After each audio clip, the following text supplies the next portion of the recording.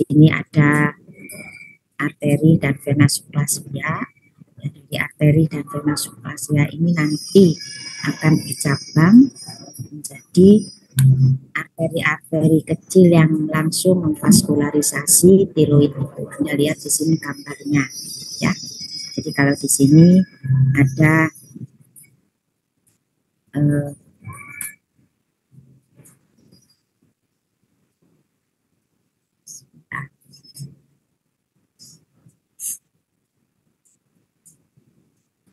ada cabang dari arteria ini, kemudian ke atas, kemudian ada cabang lagi dari arteria carotis eksterna, kemudian cabang dari arteria carotis eksterna ini yang langsung mempunyai cabang untuk kelenjar tiroid kita.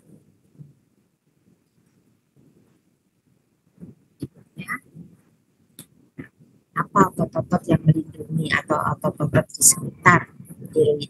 Jadi otot-otot di sekitar tiroid itu banyak sekali, saudara, saling bertumpuk berlapis-lapis sehingga kelenjar tiroid kita yang lebih luar tempatnya, superficial tempatnya dibandingkan dengan tulang leher, tenggorokan, tulang leher dan kerongkongan tenggorokan, ya.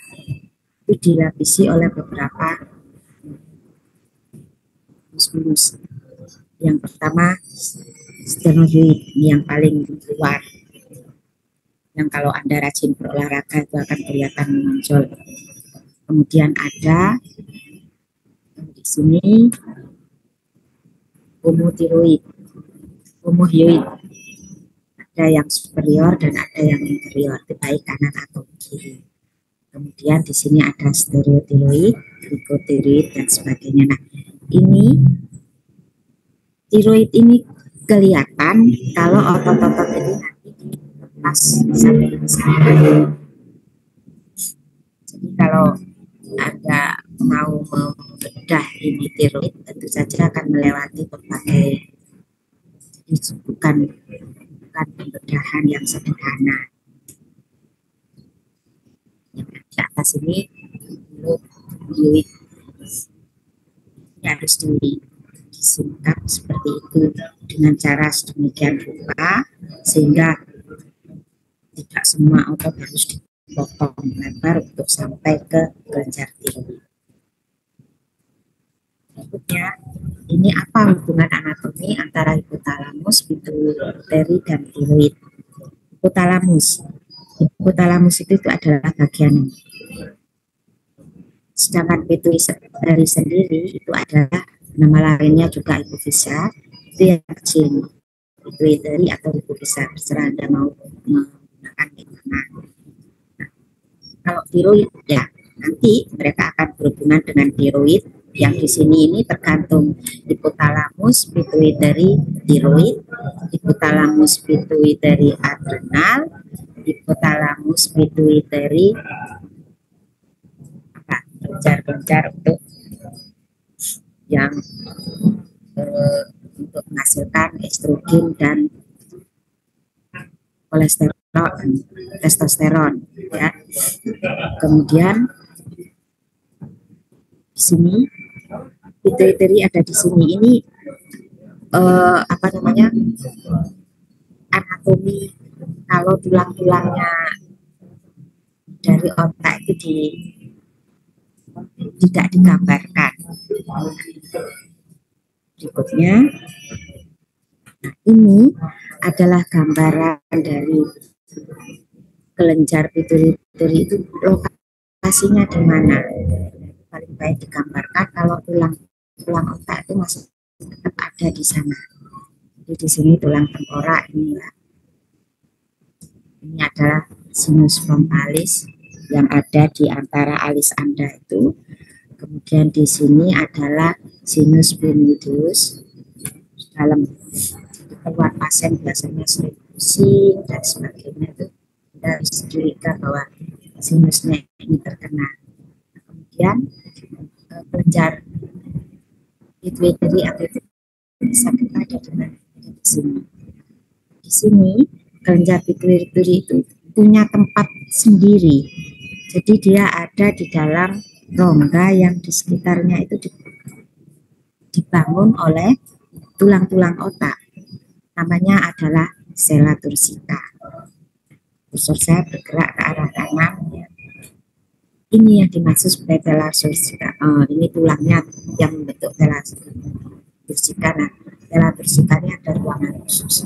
Jadi di situ ada tempat khusus untuk pituitary ini. Jadi kalau ada benturan yang hebat mungkin dari otak kita, tidak mudah pituitary ini terganggu, kecuali kalau di sini langsung terjadi sesuatu.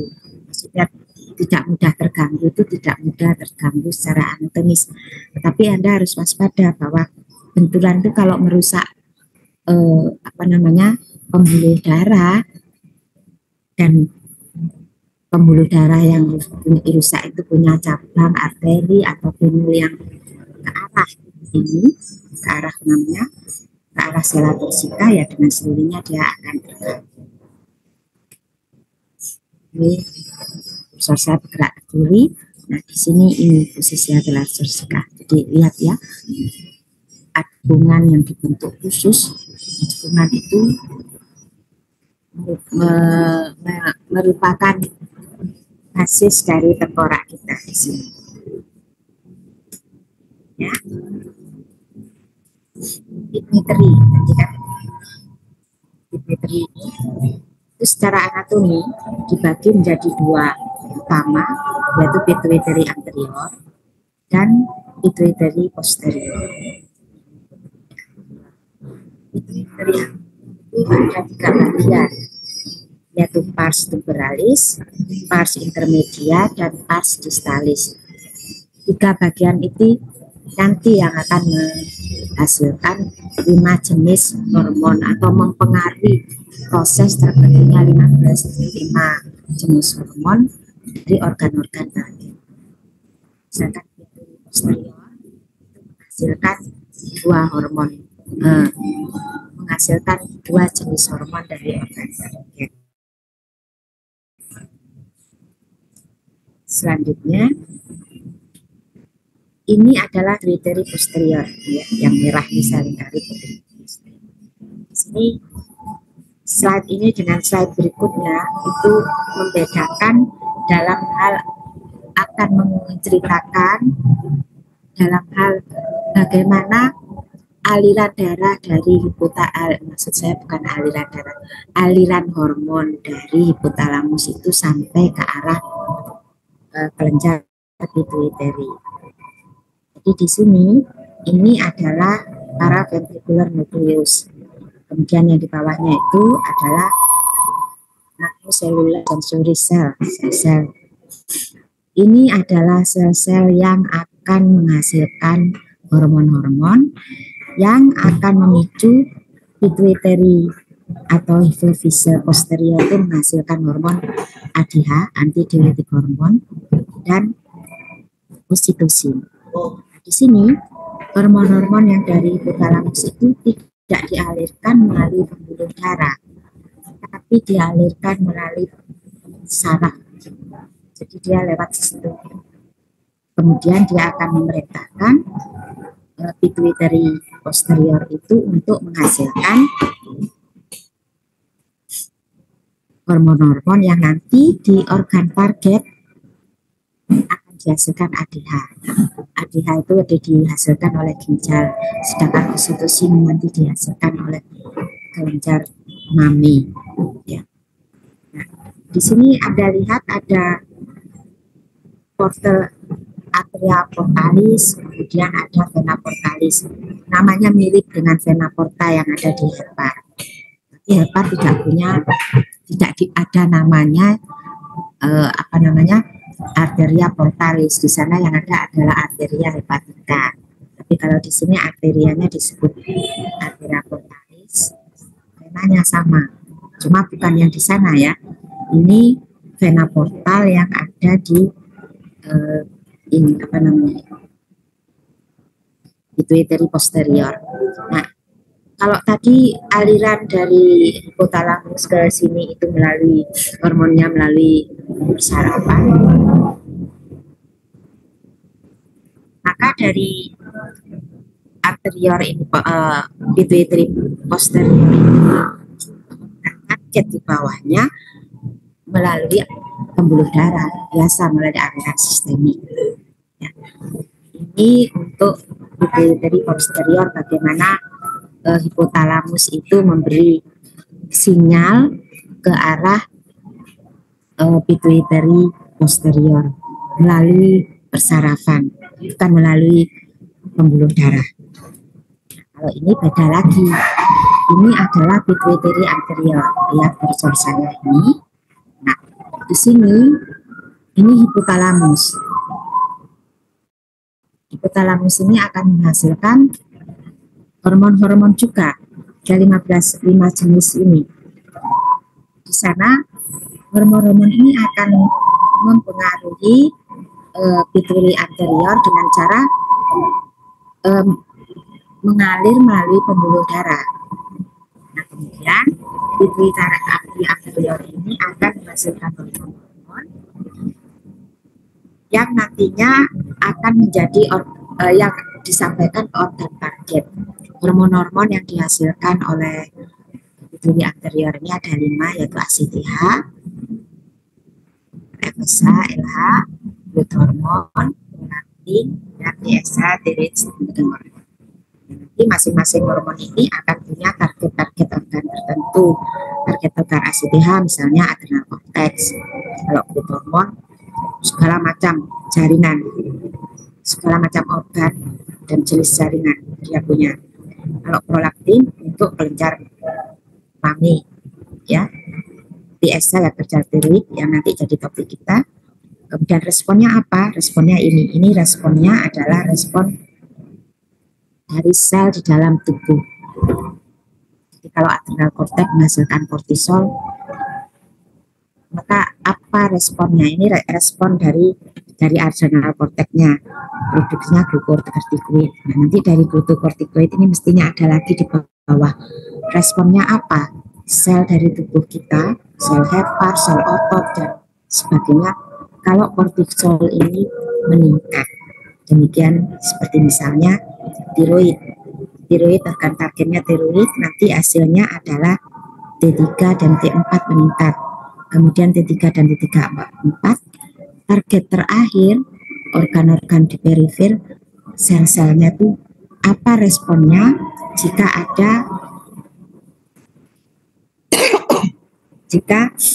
ada produksi T3 dan T4. Berikutnya, ini adalah jenis dari feedback mechanism. Feedback mechanism itu ada 2, ada negatif, ada positif.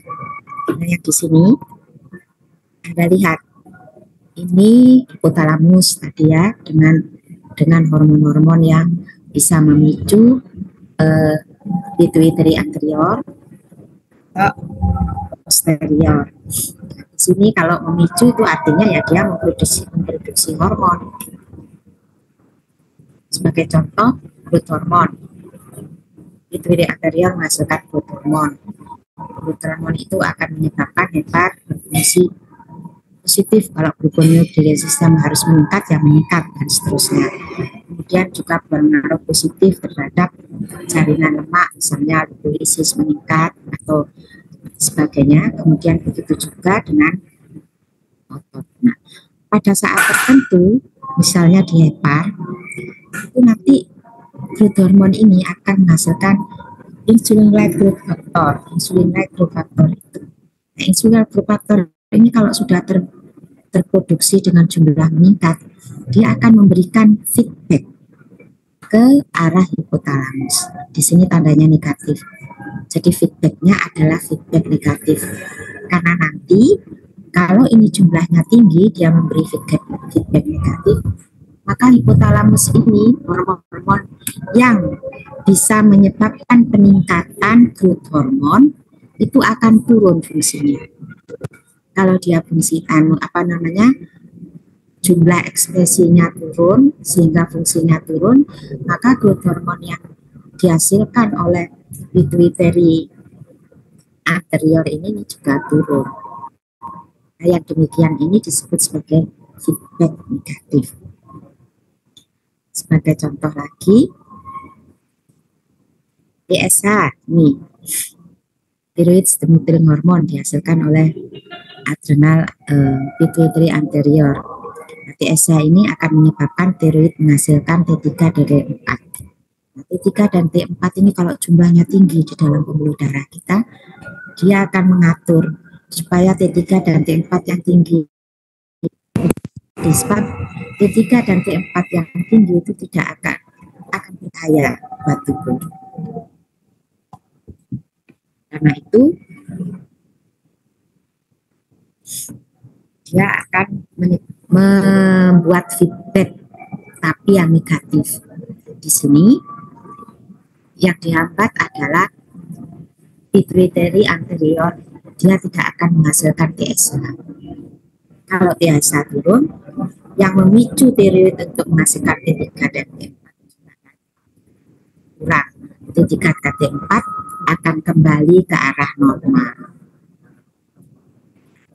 Begitu juga kalau T3 dan T4 tinggi, maka dia juga memberikan feedback malah langsung ke arah hipotalamus. Nah, kalau hipotalamusnya ini diberi feedback negatif, diberi kode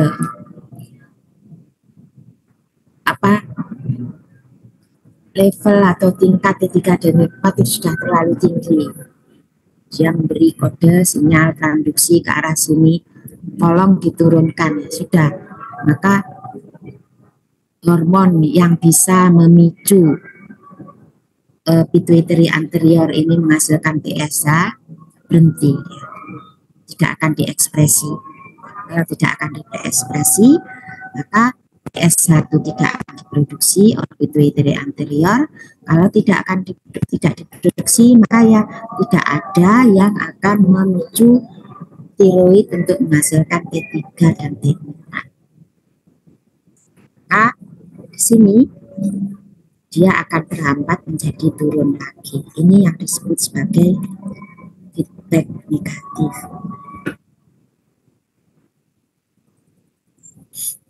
Demikian seterusnya, begitu juga untuk LH dan FSH sama di sini ya, estrogen, progesteron, testosteron, inhibin. Kursor saya ada di bawah. Kalau dia produksinya berlebih, maka dia akan memberikan hambatan pada hipotalamus.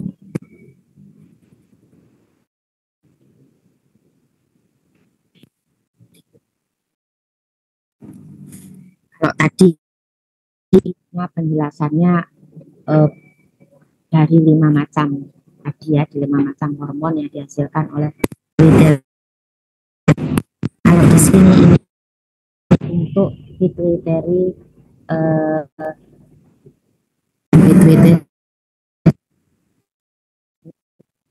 menghasilkan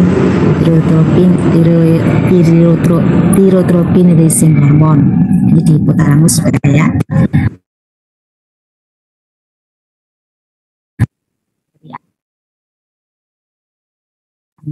Hormon.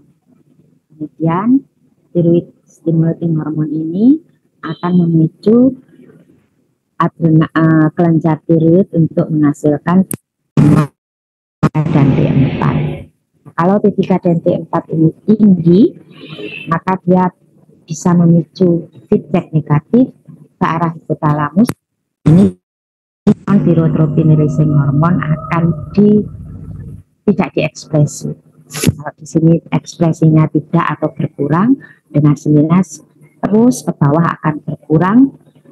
T3 dan T4 yang tadinya tinggi akan kembali lagi menjadi normal sesuai seperti yang dibutuhkan dibutuhkan oleh tubuh kita.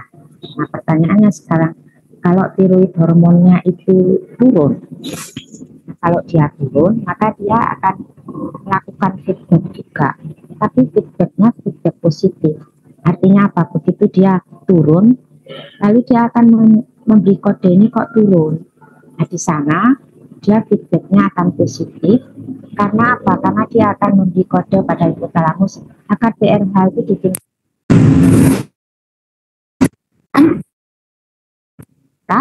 Kalau TSH meningkat, dirinya juga meningkat. Meningkat mana? Dia meningkat sampai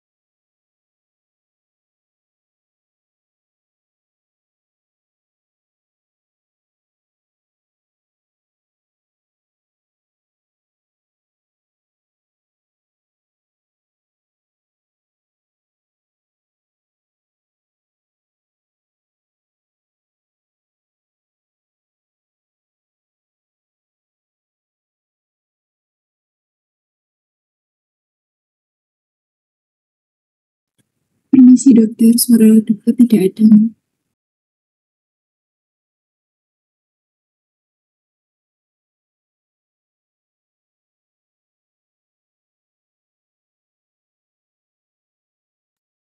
Belum ada suaranya dokter.